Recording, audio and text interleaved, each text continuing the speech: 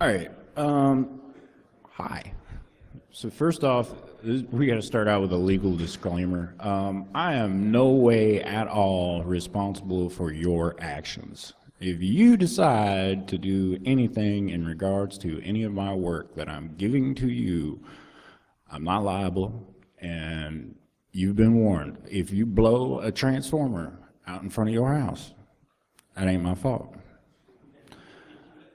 If you fry a switch, it's not my fault. I do not care. It is not my doing. You did it.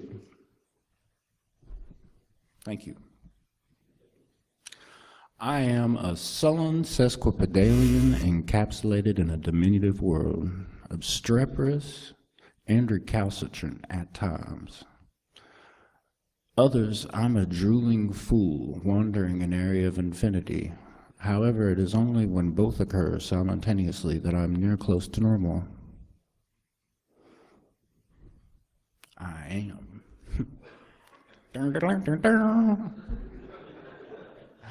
I'm a little bit of a redneck. I'm a good boy. I was born in Indiana, and then I moved down to Georgia when I was a kid.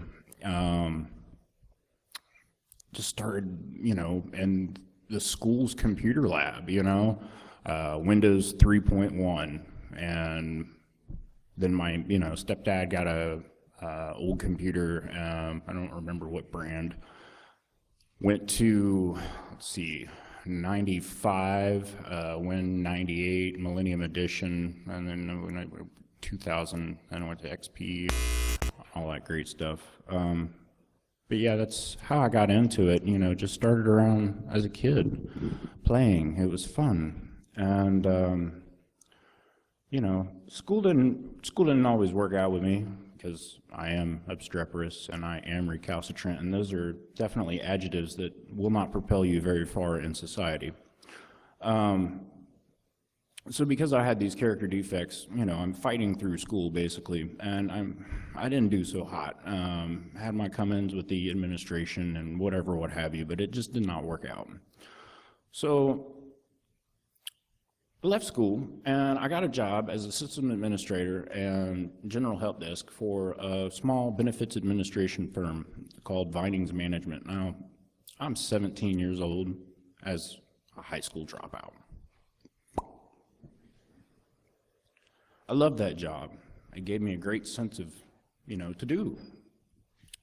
Well, I had some big stuff happen with the family, and basically it split. So I had to go someplace. I went back up here to Indiana and moved in with my grandmother, and I've been with her ever since. It's awesome. It's awesome. At least I keep telling myself that. No, I wouldn't have it any other way. I love my grandma. I love my family. I am definitely a family-oriented person. So, decided, I got to do something because, I got into lawn care, and we were really successful in that, but I had a major accident in 2005. It was a four-wheeler accident. Coincidentally, that's why I wear these glasses that I have in front of you. The accident left me with permanent double vision, also a separated clavicle. If you want to see that, it's kind of creepy. Yeah, it's Halloween's right around the corner. I'll just be my shoulder. So I didn't, I was doing the lawn care thing, and then I had the wreck, and then I'm like, well, now what? So I had to go on a long journey, look within, and decided, hey, computers give me, a little bit of self-worth, and used to, at least. So I decided, hey, I'm going to get back into this. Went to, pursue the cert route, and once again, bam, school. Well, I did really, really, really well, and while I was doing the lawn care deal, I was also going to school knocking out prereqs. I have prerequisites and everything completed, except introduction to microcomputers, because I was like, hey, I don't need that. And apparently, in the modern society, you have to know the windows inside of Windows and the names of all those windows to actually know what Windows does, right? Because task list doesn't work in prompt. And if you hold down, let's see, Control and Shift and Escape, doesn't that still bring up your task manager? And then under the Applications tab, you can hold down your Control key and press Start New Task, and it'll pop Shell right behind. Oh, prompt. Sorry. Yeah, that still works, and it's always worked, and it's not going to change. So, anyways, yeah, task list, that works. Does the reg call to the registry?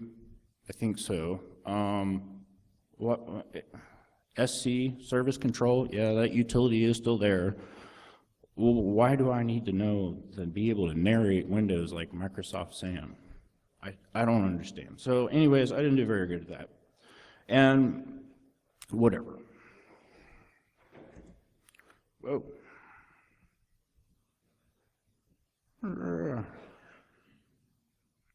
Sorry.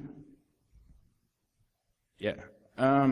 This is also my first conference. I'm, got active in 2600, and that's been a really, really great inspiration, because a lot of times I get lost. And when I say lost, it's not that I can't figure something out, it's I don't know where to go next.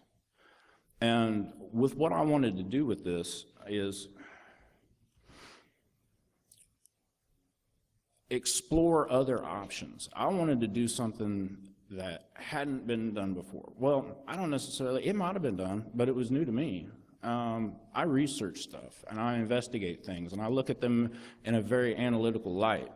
And I want to try different things and see what makes this work, what makes that work, why didn't it work? Why did it fail?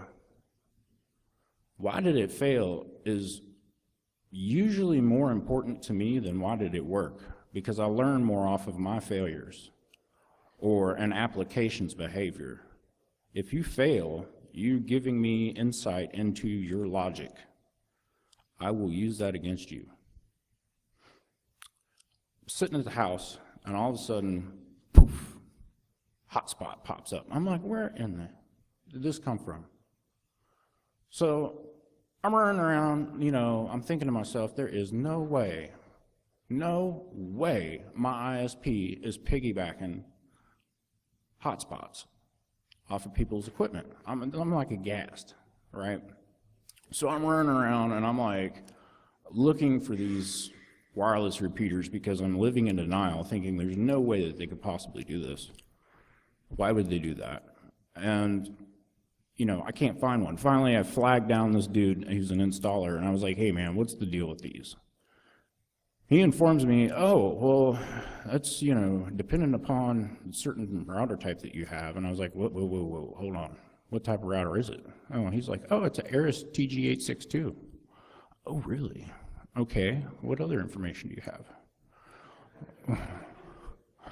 So, I'm like, okay, well, now that I've confirmed from the word, the dude's telling me, the mouth of the horse, this is the device, and this is doing this. Well, it turns out those devices are actually hosted out of small businesses as well.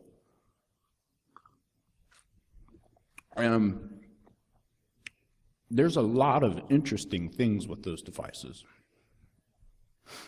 Now, I don't have all the model information regarding the small businesses, but it doesn't really matter. My ISP thinks they're so terrific that they build their own firmware. Epic. It's very, very, very useful to know things regarding, like, you're going to use your own proprietary software to manage all of these devices. And because it's specific to you, I know this information is going to be, across the board for everything. Cool. So, and all of these attacks that we're getting ready to come up with and do and present, It's really low level. And if we want to make it,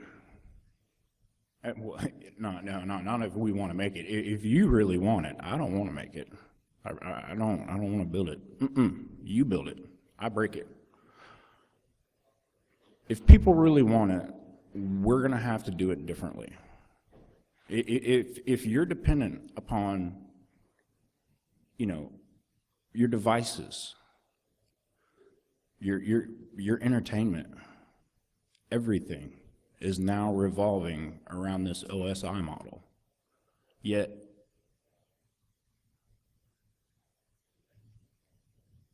at the very, very, very base of it, you have nothing at all. So you got to rebuild it from the ground up. A whole to-do is to do. But before I babble on about a solution, let's break it.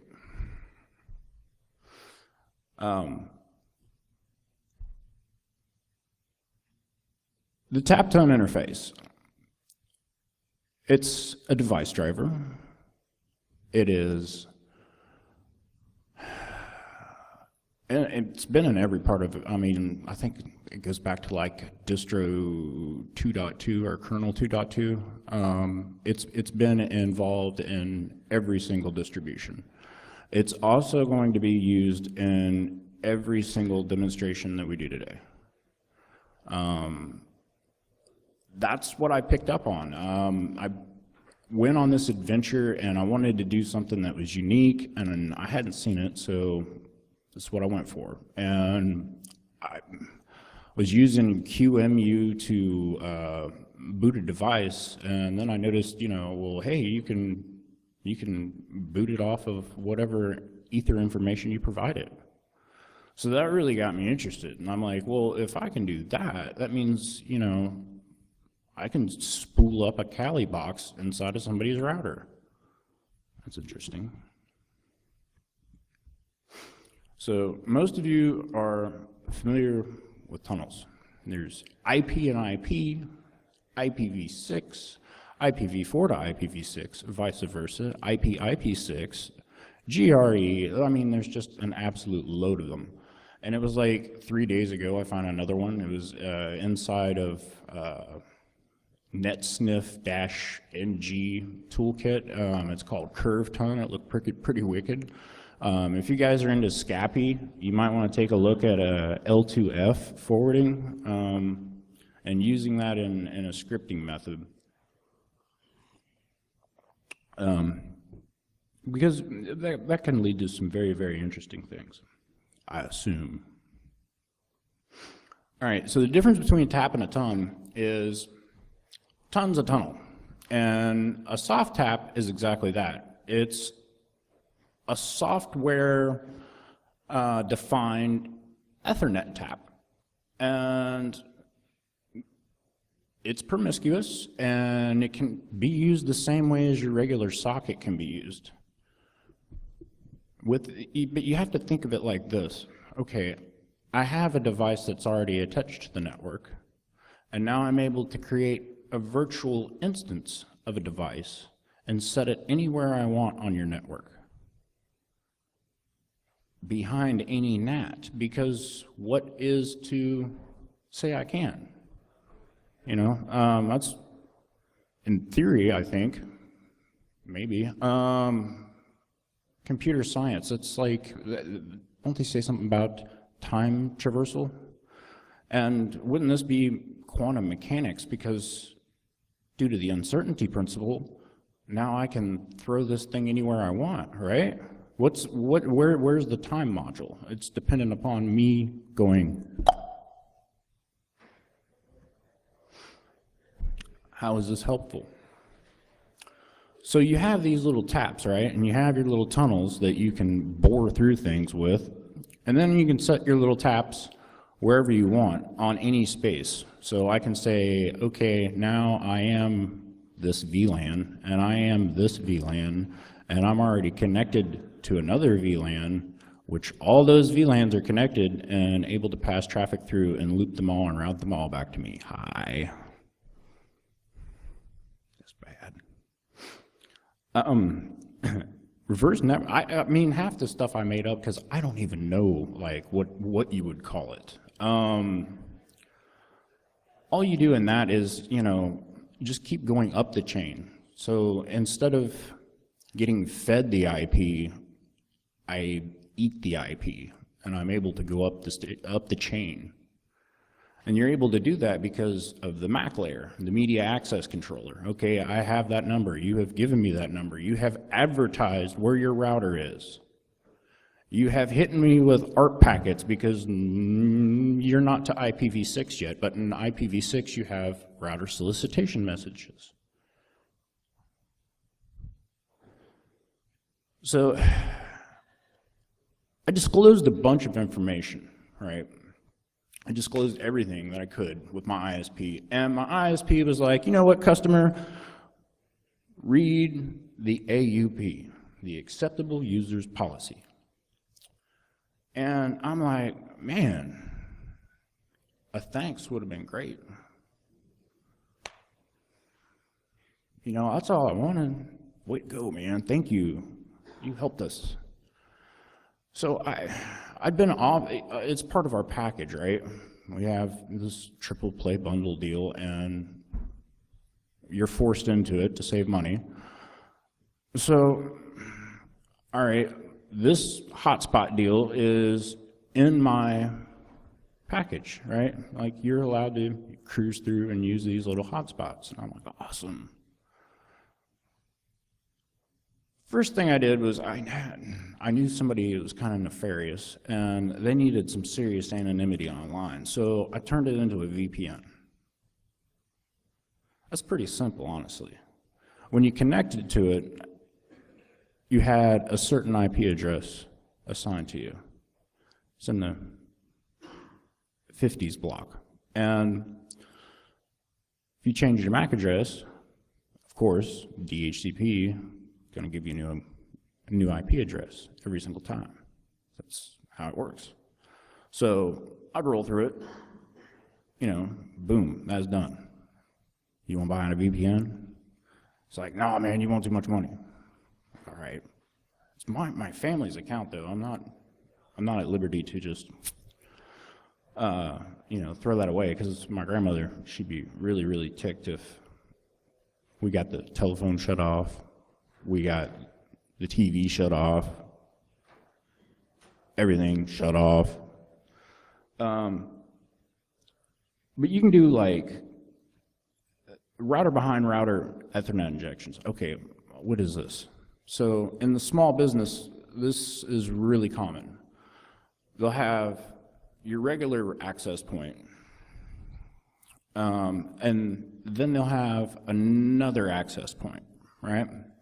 And the other access point is, let's say, WPA2 CCMP cipher.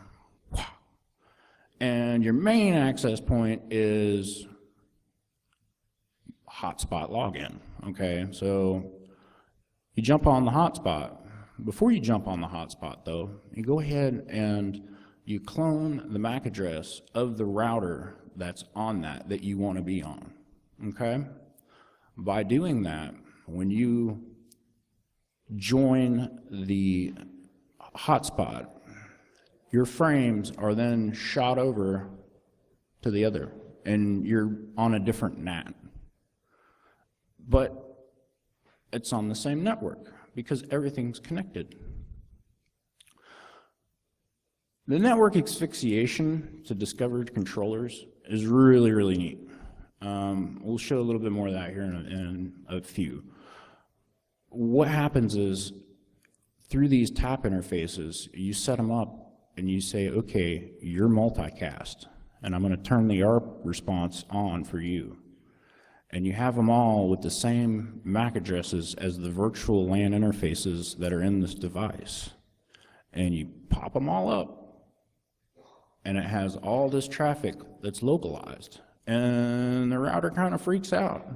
When the router freaks out, ET phone's home. It says, "Mommy ship, come help me." And in doing that, it's exposed its hypervisor. So instead of looking at the network in a plain way, we can now look at the network in 3 dimensions. Because if I'm able to talk to you and you're able to talk to me, what's stopping me from just going through you? As I said, I kind of made this up. I don't know if there is a term for this or not, but what it allows you to do is literally go anywhere you want to. If I can expose that MAC address, I can get there. So this looks like a pivoting attack. Let me see what this looks like.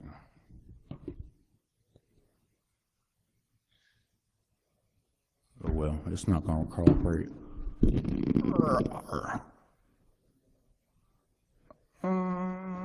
Does it show it all? Not really. Yeah, kind of. Anyways, so what's our IP in this picture? Hello?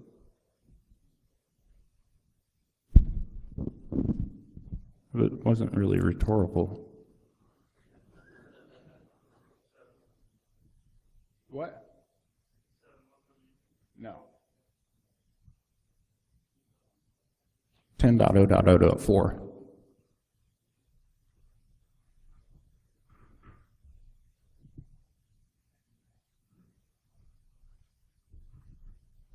This is off of Wi-Fi. This is actually my home network. No, I'm 10.0.0.4. Packet number, does it show the numbers? I can't really see over there.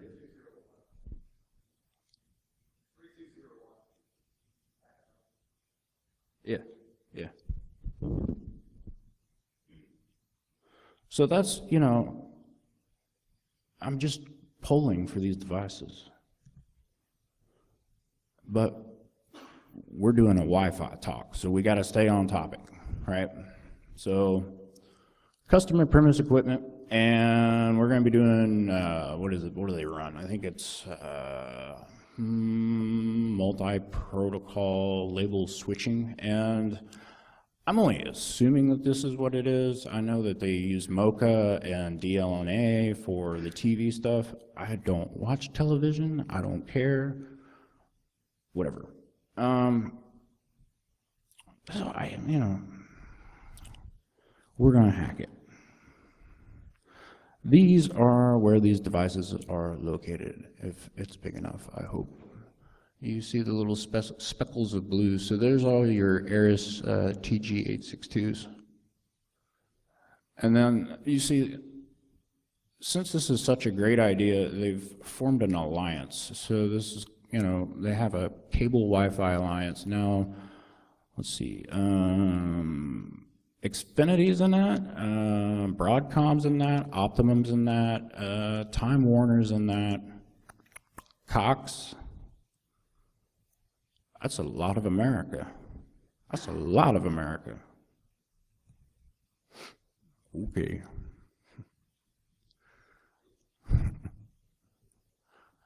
We're going to be using MAC-VTAP, MAC-VTUN.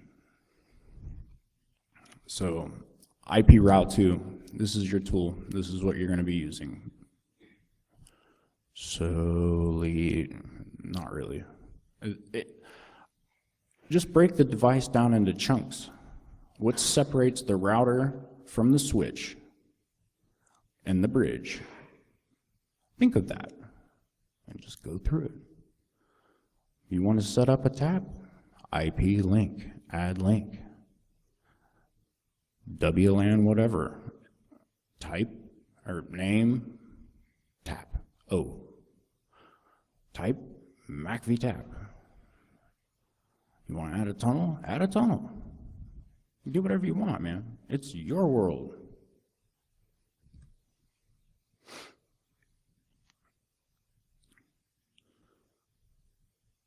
So, the denial of service vulnerability that I turned in was really neat. They were using SSL v3, excuse me. Upon authentication with the device, the hypervisor sent out a SSL cookie. Okay, it might be something else. I don't know. But it was SSL something. And I knew that SSL v3 was a lot slower than TLS forwarding. And knowing that, I used a tool from Doug Song to test for denial of service conditions. So while authenticated with the device, I flooded it with MacOff. And what happened is the hypervisor ended up shutting down. The whole access point stopped broadcasting for a period of about 5 minutes. And then all of a sudden, poof, come back up. It's awesome. The captive portal bypass. Hello everyone, I'm Geek here. Unfortunately, we had some technical difficulties and AvaMedia froze up, which means we get the slides. Unfortunately, audio and live video stop at this point up until about the 38-minute mark. Sorry for the inconvenience.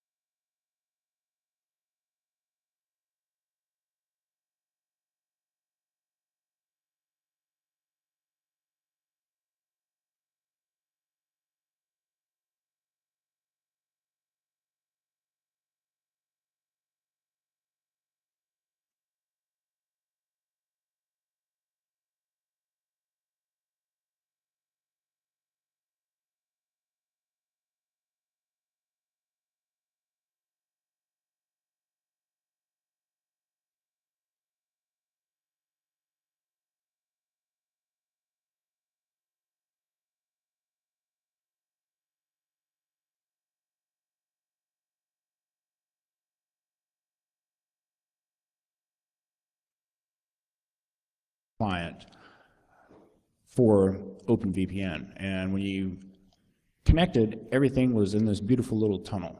So to untunnel it, what you do is tap it, and anytime you tap something, it's going to ping.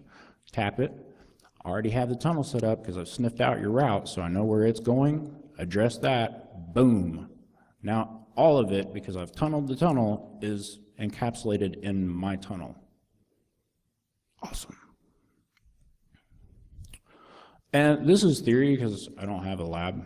But the deauth packet is depreciated in 802.11x, and that's cool.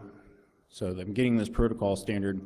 And another way you can deauth somebody is just to clone the MAC address of the client, run a fake auth attack, and you'll knock them right off. So, yay. I want to give a special thank you to Daryl Howland, who's sitting in the back, John Shipp, I don't know if he made this talk or not, HD Moore, who's like awesome, he's a super nice guy, David Kennedy for the event, and picking my talk, yay! Adrian Crenshaw, who sprinted through here, thanks brother. Got Milk, love this dude, learn a lot from him. Hooded Robin, check out this blog, it's really good for web app. Let's see, Linus Torvalds for giving me a great OS. Richard Stallman, Alan Cox, the late Dennis Ritchie, not like any of us use C. Eric Raymond, the whole GNU project. If any of you have ever contributed, thank you. Mutz, awesome job, man. I love Callie. Christopher Lemire, aka Bullshark, go out to his blog, for real. Craig Smith and Chris Anderson, Matt Shear, all members of Hive 1.3 have been really, really great because sometimes I need I get lost and I need that direction of, you know, where to go and what to do. And it's just been super beneficial experience for me, so thank you a lot. And lastly, my grandmother, of course, because I'm a grandma's boy. Yay! Thank you, guys.